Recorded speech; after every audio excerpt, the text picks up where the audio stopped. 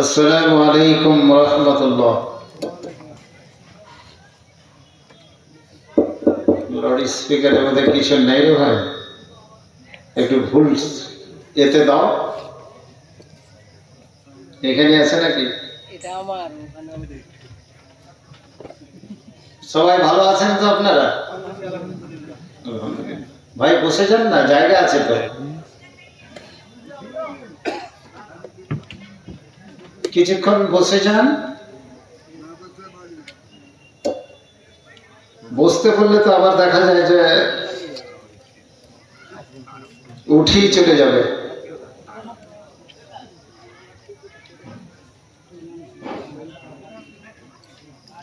ইন্নাল হামদুলিল্লাহ চালু হয় না। ইন্নাল হামদুলিল্লাহ নাহমাদুহু ওয়া নাস্তাঈনুহু ওয়া নাস্তাগফিরুহু এটা আমি জানি ওয়া নাউযু বিল্লাহি মিন শুরুরি আনফুসিনা ওয়া মিন সাইয়্যাতি আমালিনা মান ইয়াহদিহিল্লাহু ফালা মুদিল্লা লাহু ওয়া মান ইউদ্লিলহু ফালা হাদিয়া লাহু ওয়া আশহাদু আন লা ইলাহা ইল্লাল্লাহু ওয়াহদাহু লা শারীকা লাহু ওয়া আশহাদু আন্না মুহাম্মাদান আবদুহু ওয়া রাসূলুহু আম্মা বা'দ ফাআউযু বিল্লাহি মিনাশ শাইতানির রাজীম বিসমিল্লাহির রাহমানির রাহিম ফাইন্না খায়রাল হাদিসি কিতাবুল্লাহ ওয়া খায়রাল হাদি হাদি মুহাম্মাদিন সাল্লাল্লাহু আলাইহি ওয়াসাল্লাম ওয়া শাররুল উমুরি মুহদাসাতুহা ওয়া কুল্লু মুহদাসাতিন বিদআ ওয়া কুল্লু বিদআতিন যালালাহ ওয়া কুল্লু যালালাতিন ফিন্নার। আউযু বিল্লাহি মিনাশ শাইতানির রাজীম বিসমিল্লাহির রাহমানির রাহিম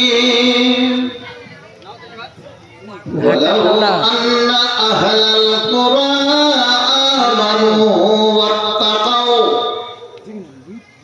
লাফাতাহনা আলাইহিম বারাকাতিন মিনাস সামাই ওয়াল আরদ ওয়ালাকিন কাযযাবু ফাআখাযনাহুম বিমা কানু ইয়াকসিবুন।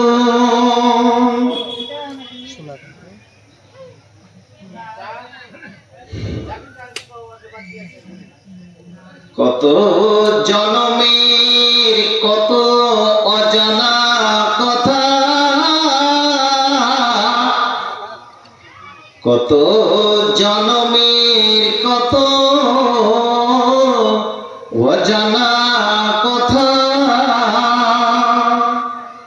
ইতিহাসের পাতা বলে কত জনমের কত অজানা কথা, ইতিহাসের পাতা বলে। আসা যাওয়ার মাঝে এই পৃথিবীর ইতিহাস চলে, আসা যাওয়ার মাঝে এই পৃথিবীর নিয়ম বিধান চলে।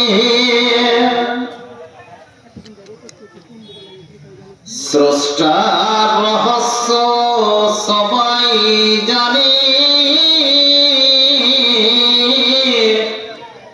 স্রষ্টা রহস্য, সৃষ্টি রহস্য স্রষ্টা জানে, সৃষ্টি রহস্য স্রষ্টা জানে, মরার আগে মরে, মরার আগে মরে, মোদের সুখের প্রদীপ জ্বলছে জান্নাতের ওই ঘরে, মোদের সুখের প্রদীপ জ্বলছে জান্নাতের ওই ঘরে। কত জনমের কত অজানা কথা ইতিহাসের পাতা বলে, কত জনমের কত অজানা কথা ইতিহাসের পাতা বলে। যাব আসার মাঝে এই পৃথিবীর বিধান চলে, এই পৃথিবীর বিধান চলে। মাননীয় শ্রদ্ধেয় সভাপতি সাহেব, মঞ্চে উপস্থিত অত্র গ্রাম তথা অত্র এলাকার উলামায়ে কেরাম বন্ধুগণ, আয়োজিত প্রোগ্রামে অত্র বানাতের উন্নতিকল্পে একটি আলোচনা সভা, যাকে সম্মুখে রেখে বালুয়াঘাট তথা ধানগড়া অঞ্চলের বিভিন্ন গ্রাম, বিভিন্ন আনাচে কানাচে থেকে ছুটে আসা দ্বীনি কাফেলা তথা দিন দরদি পর্দানাসীন মা বোনেরা, প্রশংসা মাত্রই সে আল্লাহ রাব্বুল আলামিনের, যার বিশেষ অনুগ্রহে আমরা বছরের ঠিক শুরু প্রান্তে আজকে একটি জালসা বা দ্বীনি আলোচনা স্বার্থে আমরা সকলে কিছু শুনবার, কিছু শোনাবার স্বার্থে একাগ্র চিত্তে আন্তরিকতার সঙ্গে অত্র ফিল্ডে উপস্থিত হয়েছি। অন্তর থেকে পড়ি একবার আলহামদুলিল্লাহ। তারপরে তার শেষ নবী জনাবে হযরত মুহাম্মদ, সকলে পড়ি সাল্লাল্লাহু আলাইহি ওয়াসাল্লাম। মরুর কাণ্ডারি যুগে যুগে কালে কালে 23টি বছর ধরে পবিত্র কালাম পাক, তার ব্যাখ্যা বিশ্লেষণ মানুষের আনাচে কানাচে 7টি মহাদেশের ভিতরে তিনি যে পৌঁছিয়ে দিয়েছেন, ওমা খালাকতুল জিন্না ওয়াল ইনস, জিন এবং ইনসানের কাছে সেই অমীয় বাণী পৌঁছে গেছে। আমরা তার প্রতিটি জায়গায় তার ছাপ দেখতে পাচ্ছি। সেই মহাত্মা মহাপুরুষ জনাবে হযরত মুহাম্মদ সাল্লাল্লাহু আলাইহি সাল্লামের প্রতি হাজারো দুরূদ ও সালাম বর্ষিত হোক। আল্লাহুম্মা সাল্লি আলাইহি আল্লাহুম্মা বারিক আলাইহি। খুব সংক্ষিপ্ত সারে আপনাদের কাছে কিছুক্ষণ আলোচনা করব। চাই আপনাদের আন্তরিক প্রেম, ভালোবাসা, অভিনন্দন, সর্বাগ্রে সেই জিনিসটাই আশা করব যেন শোনার সঙ্গে সঙ্গে আমরা যেন আমাল করতে পারি। সকলে পড়ে ইনশাআল্লাহ। ইনশাআল্লাহটা তো বলা যায়। যা হোক প্রিয় ভাইরা আমার, মানুষ জাতিকে সৃষ্টি করার সঙ্গে সঙ্গে খুব সংক্ষিপ্ত কোনো ভূমিকা না পেতে আমি আমার বক্তৃতার দিকে এগিয়ে যাচ্ছি। আল্লাহ তাআলা মানুষকে সৃষ্টি করার সাথে সাথে তার পিছনে এমন একটি লাইটকে ছেড়ে দিয়েছে, এমন একটি সত্তাকে আমাদের কাছে ছেড়ে দিয়েছে যে প্রতিটি মানুষ সেখানে করে ভেজালের সঙ্গে প্রত্যেকটা মানুষকে বিভ্রান্তির সঙ্গে সেখানে কি অবস্থান করছি আমরা।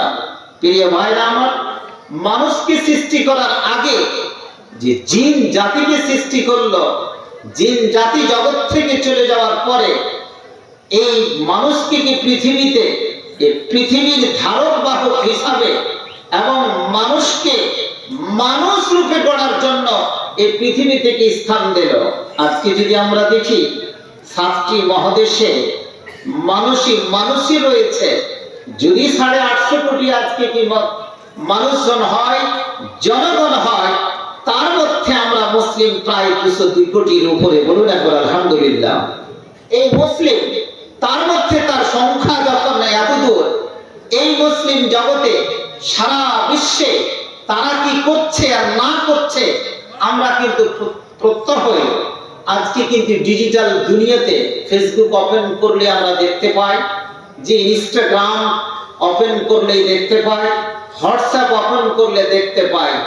তাছাড়া বর্তমান যুগের যারা ডিজিটাল যারা নবযুবক বা নবযুবতী, তারা আপনার থেকে 10 কদম কিন্তু দূরে আছে, যারা ফেসবুকের সাথে কি জড়িয়ে নিজের জীবনটাকে অশ্লীলতায় কি পরিপূর্ণ করে ফেলেছে, সেটা আমার ছেলে মেয়ে দিকে দেখলেই প্রত্যেকে কিন্তু সেটা আমরা কি দেখতে পাবো। প্রিয় ভাইরা আমার, মানুষ জাতিকে সৃষ্টি করার পরে, সৃষ্টি করার সঙ্গে সঙ্গে মানুষের যে একটা কি শত্রু, সেই শত্রুকে কিন্তু মানুষের সঙ্গে কিন্তু তুলে ধরা হয়েছে।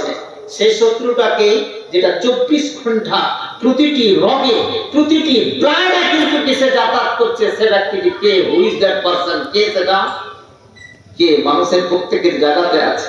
এখানে কিছু লোক বলছে কতক্ষণ ওয়াজ শুনবি, চল এখান থেকে উঠে চল ফুচকার দোকানে। কিছু লোক যুবক যুবতী বলছে আমরা দূর থেকে কিছু শুনি। কিছু লোক এটাও মনে করছে এখানে শুনে সময় কাটিয়ে কি হবে। এর পিছনে যতগুলো ওয়াসওয়াসা দিতে আছে, সেটা কিন্তু একটা শক্তি কাজ করছে। সেই শক্তিটার নাম কি? কি শয়তান। সেই শয়তানের নাম ইবলিস। দেখতে পাওয়া যাচ্ছে কি মজলিসে? আছে, আছে কি? আছে।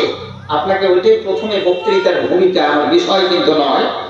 কিন্তু আজকে বালুরঘাটে কি প্রথমে অক্টোবর মাসের আজকে এই তারিখে জলসা, এর আগে কিন্তু আমি এসেছি কয়েকটা জলসায়, তখন কিন্তু আমি ওসমানে হাই মাদ্রাসাতে ছিলাম।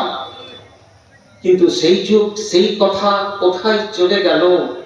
কি মানুষকে কি হিসাব দিবে? আজকে মানুষ না জলসার ফিল্ডে আছে, না তারা কোনো ইবাদত বান্দিগির জায়গাতে আছে, না কোনো মসজিদের জায়গাতে আছে, না কোনো মাদ্রাসার জায়গাতে আছে।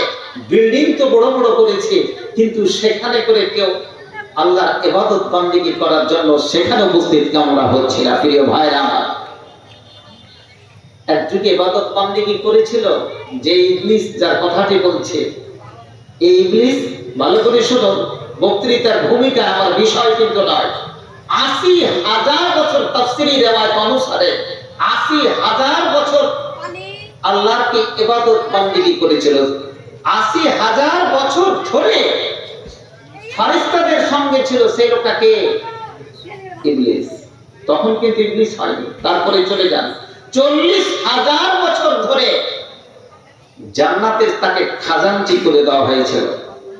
একের পর পর তার গ্রেড যেমন বাড়ছে, তার মর্যাদা যেমন কি বাড়ছে, তার যেমন ইবাদত বান্দিগি করছে। আজকে বালুরঘাটের প্রত্যেকটা যুবক যুবতী সেখান থেকে টিচিং লেসন নেবে, যে একটা লোক এতদিন ইবাদত বান্দিগি করতে করতে কোথায় কিসে নিচে চলে গেল। 2017 সালের বন্যাতে ডুবে গেল বালুরঘাট, তাই না? ডুবে, আপনারা ডুবেন। হরিশ্চন্দ্রপুরের লোকটি বেশি ডুবেছে, 70, প্রায় 30 দিন 28 দিন ধরে জলের তলায় ছিল। যা হোক, সেই জল আপনারা কি পেয়েছেন। 30,000 বছর ধরে আল্লাহর যতগুলো নিকটবর্তী কি বান্দা, নিকটবর্তী কি যতগুলো তার ফেরেশতা বান্দা, তার মধ্যে ছিল কি সেই লোকটা ইবলিস। 14 বছর ধরে তার তাফসীরি রিওয়ায়াত পাওয়া যায় আল্লাহর যেটা আরশ আছে, সে আরশের চারিদিকে সে তাওয়াফ করতেছিল। হিসাবটা করে নেবেন কত হাজার বছর ধরে। নেক্সট, এরকম ইবাদত বান্দিগি করতে করতে করতে করতে যখন একটা কি আসল পজিশনে কি পৌঁছে গেল, প্রথম আসমানে যে ইবাদত বান্দেগি করলো, সে প্রথম আসমানের ইবাদত বান্দেগি তার নাম দেওয়া হয়েছিল আবেদ। কি দেওয়া হয়েছিল? আবেদ। দ্বিতীয় আসমানে যে ইবাদত বান্দেগি করলো তার গ্রেড অনুসারে তার নাম দেওয়া হলো জাহেদ। মোটামুটি ইবাদতের আবেদের মতনই কি শব্দটা। নেক্সট যেটা ইবাদত, নেক্সট যেটা কথা হলো, তৃতীয় আসমানে ইবাদত বান্দেগি যে করলো তার নাম দিয়ে দেওয়া হলো আরিফ। আরিফ মানে কি? পরিচিত ব্যক্তি। চতুর্থ আসমানে ইবাদত বান্দেগি করলো তার নাম দেওয়া হলো অলি। পঞ্চম আসমানে ইবাদত বান্দেগি করলো তার নাম দিয়ে দেওয়া হলো মুত্তাকি। অলি মানে কি ভাই? দোস্ত। মুত্তাকি মানে পরেজগার।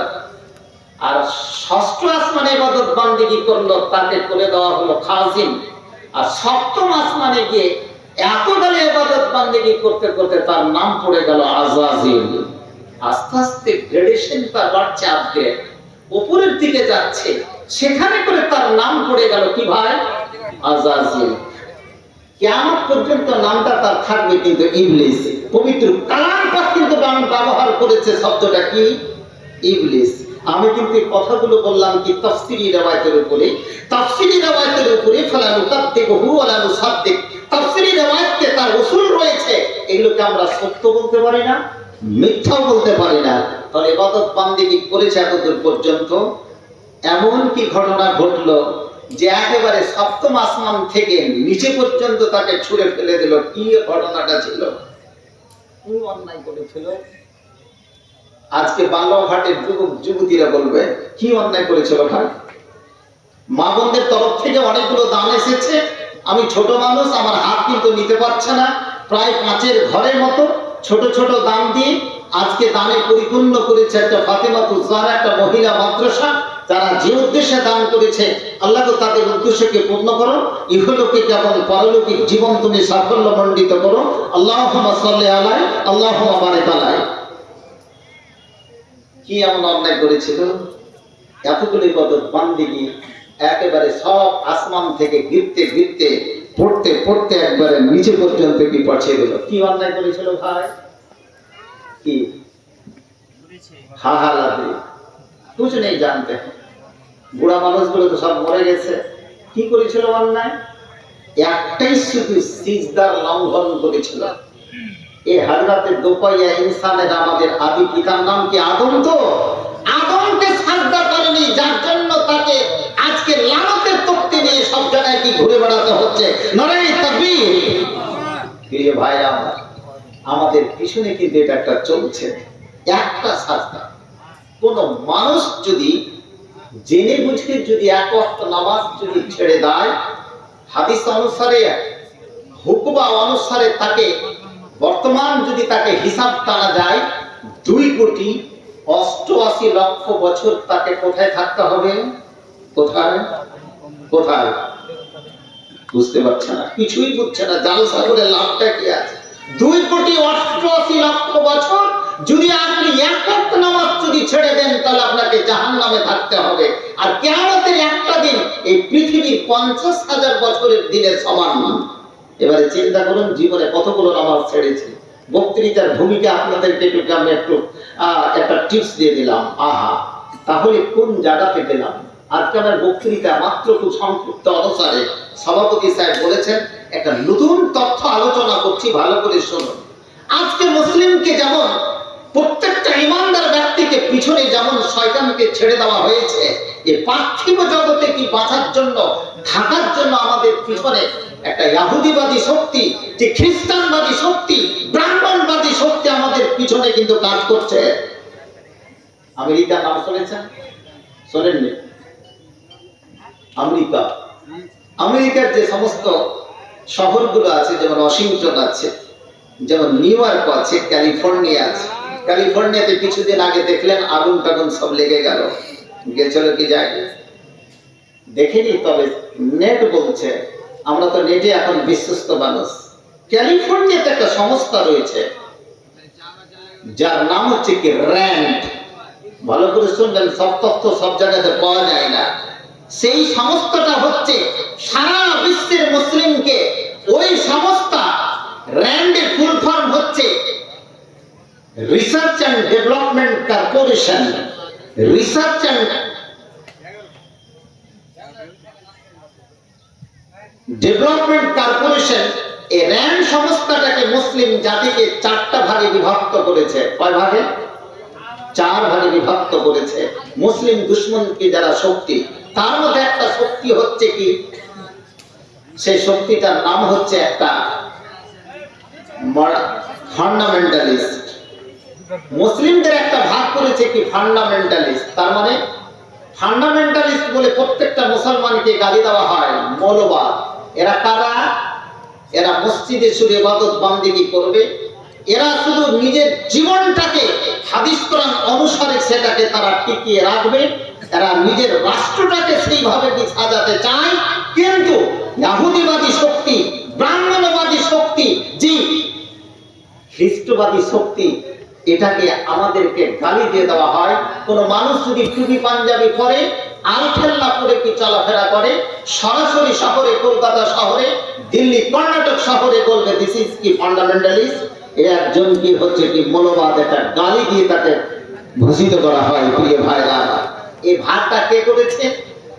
সেই আমেরিকার ক্যালিফোর্নিয়াতে যে র্যান্ড সংস্থা রয়েছে, রিসার্চ অ্যান্ড ডেভেলপমেন্ট কর্পোরেশন, সারা বিশ্বের মুসলিমকে 4টা ভাগে বিভক্ত করে রেখেছে। আজকে ভাগ করেছে এটি আহলে হাদিস, আজকে ভাগ করেছে এটি হানাফি, আজকে ভাগ করেছে এটি শাফি, এটি ভাগ করেছে এটি হাম্বলি, এটি কবর পূজক, এটি মাজার পূজক। বিভিন্ন ভাবে গোত্রতে মুসলিমকে ভাগে কি বিভক্ত করে দেওয়া হয়েছে। ভালো করে শুনুন তত্ত্বাত্ত্বিক আলোচনা। এইভাবে একটা দলকে কি আমাদের ফান্ডামেন্টালিস্টকে কি ভাগ করে আমাদেরকে গালি দেওয়া হয়। মুসলমানদের আরেকটা দল যাকে বলছে ট্র্যাডিশনালিস্ট। এটা কি? এরা হচ্ছে কি আভিজাত্য একটা পরিবার, আভিজাত্য একটা সময়। কারা এরা? কাল আল্লাহ ও কাল রাসূল, আল্লাহ এবং আল্লাহ রাসূল যা কিছু বলেছে সেই অনুসারে তারা আমল করে। এদের জনপ্রিয়তা খুব, এরা ফতোয়ার কিতাব পড়ে, আবার সুযোগ যদি পায় আমাদের মতো আলখেল্লা পড়া, টুপি পাঞ্জাবি পড়া, এটাও ফিকির ফন্দি করে যে কিভাবে একটা জাতকে, একটা সংস্থাকে ভেঙে ভেঙে টুকরো করে দিতে পারে না। আবার এদের বক্তৃতা শোনার জন্য একটা দল আতর আর গোলাপ জল মেখে তাদের বক্তৃতায় উপস্থিত হয়। এটাও দর্শন অফ দ্য কাইন্ড অফ, এটাও কিন্তু একটা দল। এই ট্র্যাডিশনে যেমন ফুরফুরা শরীফ আজকে তারা অস্তিত্ব নিয়ে রেখেছে, হযরত নিজামউদ্দিন আউলিয়া যেমন নিয়ে রেখেছে কি দিল্লিতে, আজমির শরীফ যেমন কি নিয়ে রেখেছে, প্রত্যেকটা জায়গা থেকে বিভক্ত করে দেওয়া হয়েছে মুসলিমকে। প্রিয় ভাইরা আমার, বক্তৃতাটা আমার বুঝতে পারছেন কি জানি না। এটা একটা দল। নেক্সট তৃতীয় যেটা দল, সেটা হচ্ছে এই দলটা কি, এরা কি করে? এরা মানুষের সাথে মানুষের সম্পর্ককে ভালো রাখার চেষ্টা করে, আবার সুযোগ পেলে মানুষের মধ্যে মানুষের বিভ্রান্তি সৃষ্টি করে দেয়। দুটো দলের কথা বললাম, ফান্ডামেন্টালিস্ট। দ্বিতীয় দলের কথা বললাম ট্র্যাডিশনালিস্ট। আর তৃতীয় যেটা দল সেটা হচ্ছে মডার্নিস্ট। এই দলটা তৃতীয় দল, দ্বিতীয় দলটাতে কোনো ইহুদি, কোনো নাসারার কোনো অসুবিধা নেই, কারণ এরা বিক্রি হয়ে যেতে পারে আমাদের মতো। যেটা তৃতীয় যেটা দল সেটা হচ্ছে মডার্নিস্ট। কারা? এই দলকে কিন্তু চিনতে পারবেন না, কিছু কিছু টুপি পাঞ্জাবি টুপি পরে থাকে না, এরা স্যুট প্যান্টে থাকে, তো আবার দাড়ি পরে থাকে, মাথাতে টুপি থাকে, ইসলামের কিছু ব্যাখ্যা করে, সে ব্যাখ্যাটাকে এক্সপ্লেনটাকে তারা নিয়ে যায় ইহুদি খ্রিস্টানরাকে যেইভাবে আমেরিকা, রাশিয়া, চীন, জাপান, ফ্রান্স, ওরা যেমন ভাবে ওই দিকে সংস্কৃতির দিকে তারা ব্যাখ্যাটাকে মিলাবার চেষ্টা করে। ভয়ঙ্কর কিন্তু এরাকে চিনতে পারবেন না। চিনবেন কি করে? যারা ইলেকট্রনিক মিডিয়ার সাথে সম্পর্কিত, যারা নেটের সাথে সম্পর্কিত, যারা গোপন কিছু রেসালা রয়েছে পত্র পত্রিকা, সেখানে তারা কাজ করে। এই দলটাকে কিন্তু সহযোগিতা করে ইহুদিবাদী শক্তি, এই দলটাকে সহযোগিতা করে খ্রিস্টবাদী শক্তি, এই দলটাকে সহযোগিতা করে ব্রাহ্মণবাদী শক্তি। হাজার হাজার কোটি কোটি টাকা তাদের পিছনে খরচ করে এই 200 কোটি 202 কোটি মুসলিমদের মধ্যে বিভ্রান্তি সৃষ্টি করার জন্য। নারে তাকবীর। নেক্সট চতুর্থ নাম্বার, বক্তৃতা আমার শেষের দিকে। বক্তৃতা বেশি দিয়ে লাভ নাই, অল্প ইন্ডাস্ট্রিয়াল, তাহলে বেশি লাভ হবে। যেটা হচ্ছে কি সেকুলারিস্ট। এই সেকুলারিস্টটা কারা? তাহলে দ্বিতীয় তৃতীয় এই দলটাতে তাদের কোনো অসুবিধা নেই, কোনো অসুবিধা নাই। প্রথম আর দ্বিতীয় দলটা যাতে একসঙ্গে মিশে না যায় এই চেষ্টাটা তারা করে, এই চেষ্টাটা তারা করে। কারণ তারা যদি একসঙ্গে মিশে যায় তাহলে তাদের শিক্ষা সংস্কৃতি, তাদের তাহজিব ও তামাদ্দুন, তাদের যে ম্যানার্স এবং কালচারের উপরে তাদের আসবে বিপ্লব। এই জন্য তারা একসঙ্গে কি হতে দিচ্ছে না। বোকা মুসলিম বুঝছে না, আমাকে এইভাবে করে রেখেছে, তুমি এইভাবে কিন্তু যাচ্ছ। চতুর্থ নম্বর যেটা পয়েন্ট সেটা হচ্ছে কি সেকুলারিস্ট। সেকুলারিস্ট কারা? এরা কারা? এরা অতটুকু করে, ধর্মের কাজ অতটুকু করে যতটুকু তার প্রয়োজন পড়ে, বাদ বাকিটা জীবনটা চালায়। জি, বাদ বাকিটাকে রাষ্ট্রকে চালায় তার জীবনের গতিবিধির উপরে। এটাও কিন্তু সেই দলের জন্য, তাদের জন্য কিন্তু সুবিধা। এরা তো মিনিটের মধ্যে কি বিক্রি হয়ে যেতে পারে। প্রিয় ভাইরা আমার, এই জন্য বিক্রি হয়ে যেতে পারে সেকুলার। এই সেকুলারকে দিয়ে আজকে ভারতবর্ষ যদি একটা সেকুলারিস্টের দেশ হয় তাহলে এখানে করে সেকুলারিজমকে বাস্তবায়িত করে প্রত্যেকটা মুসলিমকে আজকে বিভক্ত করে তাদের মধ্যে তার ব্যাকবোনকে তারা ভেঙে দিয়েছে। নারে তাকবীর! চারটা দলে বিভক্ত করেছে সারা বিশ্বের মুসলিমকে। যে চারটা দল হলো আমি বলে দিলাম, যে চারটা দলে বিভক্ত করে মুসলিমের শির দ্বারা কমরকে ভেঙে দিয়ে তারা আপোষে কি লড়ালড়ি, আপোষে চলছে। আজকে পশ্চিমবাংলার অবস্থা যদি দেখে, ভারতবর্ষের যদি অবস্থা দেখে, আপনি আমার থেকে বেশি এখানে বক্তৃতা দিতে পারবেন যে কোন জায়গাটা আজকে আমরা কি ভুল কাজ করেছি। মুসলিমকে মুসলিমের সঙ্গে কি লড়িয়ে দেওয়া, যে ভাইকে ভাইয়ে লড়িয়ে দেওয়া, স্ত্রী স্বামী স্ত্রী থেকে লড়িয়ে দেওয়া, গ্রামকে মুসলিমকে লড়িয়ে দেওয়া, এবং পিছন থেকে ক্যালিফোর্নিয়ার জায়গা থেকে Rand and research and development corporation সেই সংস্থা কিন্তু দেখছে আজকে 202 কোটি। ইহুদির সংখ্যা কত? মাত্র 1.5 কোটি। না জি, 1.5 কোটি আজকে সারা বিশ্বে কি সংস্থা চালাচ্ছে? লজ্জা লাগার কথা নয়, ভাবার কথা এসেছে। হে মুসলিম, আজকে যে ইহুদিবাদী শক্তি যদি আজকে 1.5 কোটি থেকে সারা বিশ্বের কর্তৃত্ব যারা কি তারা নিতে পারে, এই যে ব্রাহ্মণ আজকে দিল্লির মাটিতে 2-3% পেয়ে সমস্ত ভারতবর্ষের মাটিতে তারা নেতৃত্ব চালাচ্ছে, আর তুমি আজকে খড়কুটো হয়ে 202 কোটি মুসলিম হয়ে ভারতবর্ষে 35 কোটি মুসলিম হয়ে আজকে তুমি মার খাচ্ছ। তুমি ভেবেছো কোথায়? সংখ্যায় নয়, এটা আল্লাহর আযাব, আপনার শাস্তি। এটা শাস্তি অবশ্যই। It is one of the kind of punishment. এটা পানিশমেন্ট, শাস্তি। তুমি যদি এখানে করে তোমার নিজের শোচনীয়তাটাকে তুমি যদি বাস্তবে রূপদান করতে না পারো, চিন্তা ভাবনাটাকে রূপদান করতে না পারো, তাহলে এই ভাব ব্যাখ্যাটা অন্য কেউ দেবে না। প্রিয় ভাইরা, আজকে আমরা দেখতে পাই মুসলিমদের ভিতরে রাজনীতি করতে গিয়ে, আজকে আমরা রাজনীতি করতে গিয়ে সেকুলার, ব্যবসা বাণিজ্য করতে গিয়ে সুদী কারবার, জি, আজকে কোন শিক্ষা সংস্কৃতির একটা সাংস্কৃতিক অনুষ্ঠান করতে গিয়ে আজকে বেহায়া এবং উলঙ্গপনা। আর কি, আর কিছু আছে? সমস্ত জায়গা থেকে ইমানকে বিক্রি করে ফেলে দিয়েছে। কেন? ইসলাম কোনো একটা ধর্ম নয় যে কারোর কাছে খয়রাতি নিতে হবে, কারোর কাছে ধার করতে হবে। It is a complete code of life, পূর্ণাঙ্গ একটা কি জীবন ব্যবস্থা। এখানে সবকিছু পাওয়া যাবে। উদাহরণস্বরূপ বা এক্সাম্পল আপনাকে বুঝাচ্ছি। কি বুঝাচ্ছি? কোন মানুষ যদি একটা গাড়ি তৈরি করতে যায়, হ্যান্ডেলটা বাইকের নিয়ে নিল, চাকাটা গরু মহিষের নিল, আরো কিছু ছোট ছোট চাকা প্লেনের, এরোপ্লেনের লাগিয়ে দিল, ইঞ্জিনটা 4 চাকা গাড়ি নিয়ে নিল। বলুন তো এটা কোন চাকা কোন গাড়ি হবে? বাজারে গাড়িটা কি চলবে? চলবে কি? জি, আপনাকে গাড়ি করতে গেলে নিতে হবে একটাই কোম্পানি থেকে নিতে হবে। সেটা কোম্পানি আপনার যেই কোম্পানি হোক, হিরো হোন্ডা কোম্পানি হোক, ইয়ামা কোম্পানি হোক, একটাই কোম্পানির পার্টস নিয়ে আপনাকে তৈরি করতে হবে। আমার গাড়িটা তৈরি করা উচিত ছিল ফ্রম দা হলি কোরআন, কোরআন এবং হাদিস থেকে হওয়া উচিত ছিল, কিন্তু আজকে আমি সেখানে ভেজাল বিছিয়ে দিয়ে সেখানে করে একটা নির্ভেজাল জিনিস আমি নিতে সক্ষম হইনি। আজকে আমরা সাধারণত খুঁজি তাকওয়া, প্রত্যেকটা মানুষের ভিতরে কি তাকওয়ার অভাব। তাকওয়া খুঁজি কোথায়? একজন ইমামের কাছে। তাকওয়া খুঁজি একজন বড় বক্তার কাছে। তাকওয়া খুঁজি কোথায়? যে আলখাল্লা পড়ে আছে, টুপি পাঞ্জাবি কি পরে আছে। জি, আজকে তাকওয়াটা খুঁজছি কি তাদের মধ্যে কোন পীর মশাই, প্রিয় ভাইরা আমার, তাদের মধ্যে তাকওয়া খবরদার খুঁজবেন না।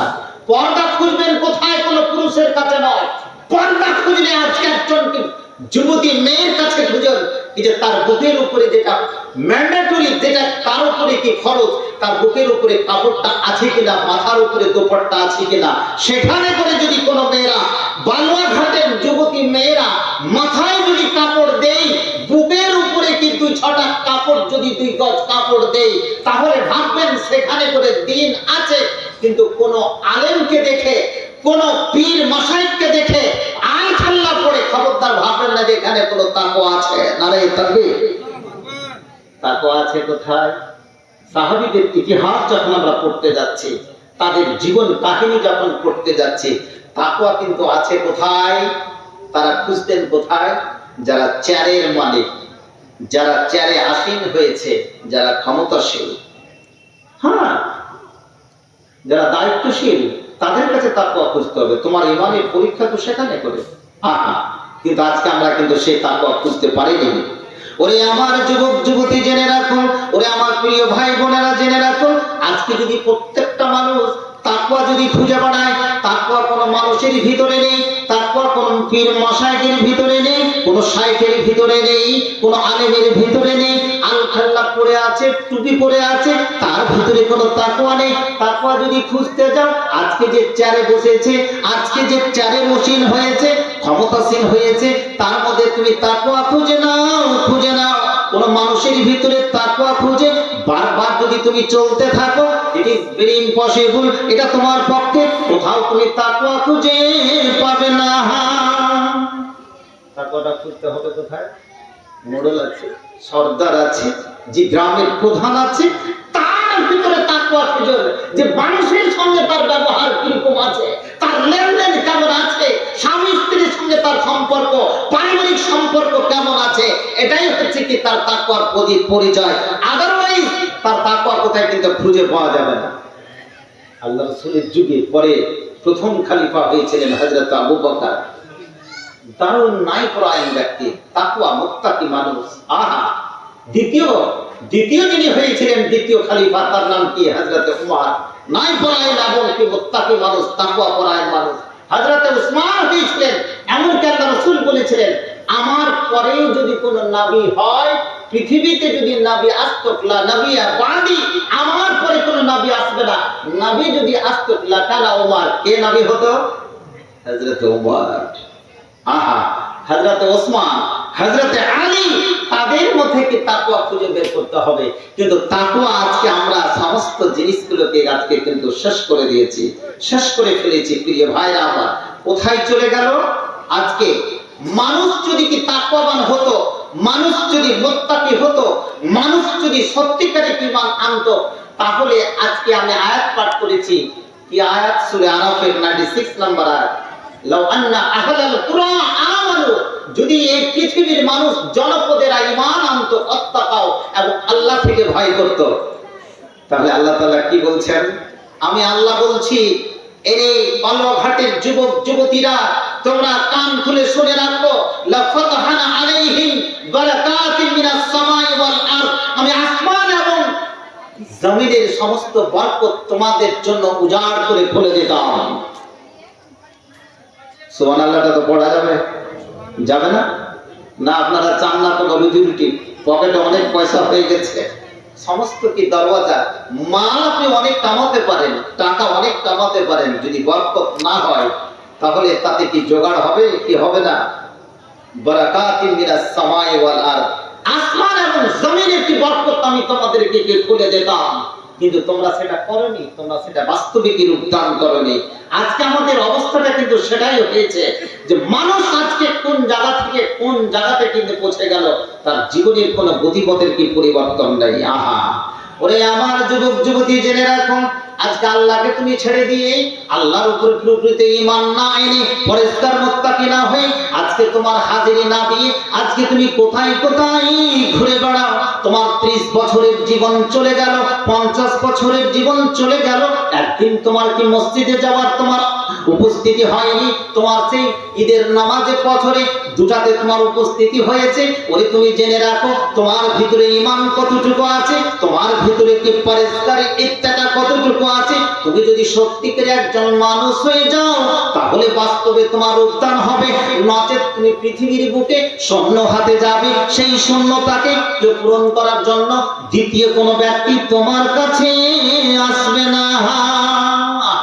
পৃথিবীর মাটিতে, পৃথিবীর মাঠে আসে আর যায়, পৃথিবীর মাঝে মানুষ আসে আর যায়, মরণের পরে তাদের চিহ্ন খুঁজি নাহি পাওয়া যায়। পৃথিবীর বুকে মানুষ আসে আর যায়, মরণের পরে তাদের চিহ্ন খুঁজি নাহি পাওয়া যায়।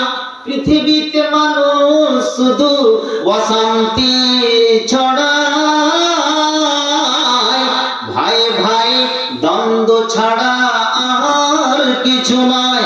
ভেবে দেখো মুসলিম, ভেবে দেখো মুসলিম, আমি তুমি আছি যে কোথায়।